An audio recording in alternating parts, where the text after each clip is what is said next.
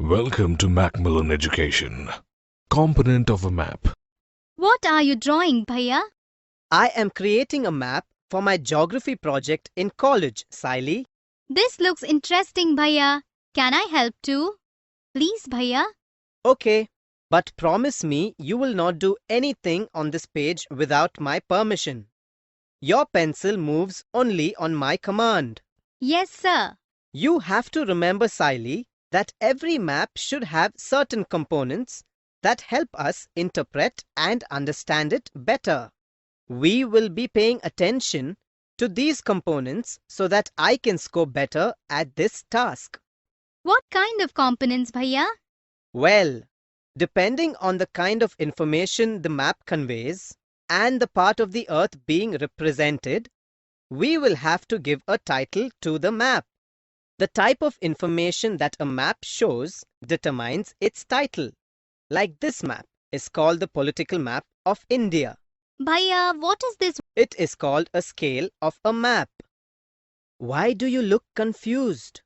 Let me simplify it for you. A scale is the proportion or a ratio between a distance on a map and the corresponding distance on the ground or the Earth's surface.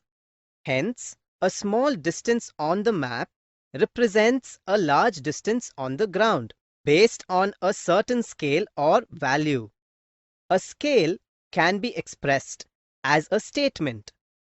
Based on their scale, maps can be divided into large-scale maps and small-scale maps. Look at this map. It is a large-scale map, whereas this one is a small-scale map. The larger the scale of the map, the more detail it shows. It is also represented as a linear scale or divided line, where a line is divided into equal parts and each part represents the actual distance on the ground in meters or kilometers. Look at this one here. Likewise, in a small scale map, the smaller the scale, the less detail it shows. Example, world maps or maps that show large areas. Bhaiya, what are all these signs in this reference book here? These are index, conventional symbols, and signs. Now, what does that mean? The index or legend of a map gives the key to the symbols used on the map. These symbols help to avoid labeling the map with full names and too many details. Maps use a set of standard signs and symbols that are internationally accepted to depict certain features and characteristics. These are known as conventional symbols, like the ones you pointed out here. What is the point of these symbols, Bhaiya? Symbols also ensure that the map is not congested and confusing. With the help of these symbols, it becomes very easy to read and understand a map. Oh, that is smart. It'll make the map neat as well. Oh, Bhaiya, why are you drawing this arrow at this top right corner?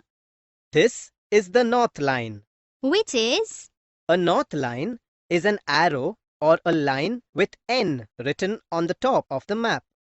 The north line gives us the four main directions on the map. The direction of a place is always taken with the help of the north line. Most maps have a north line.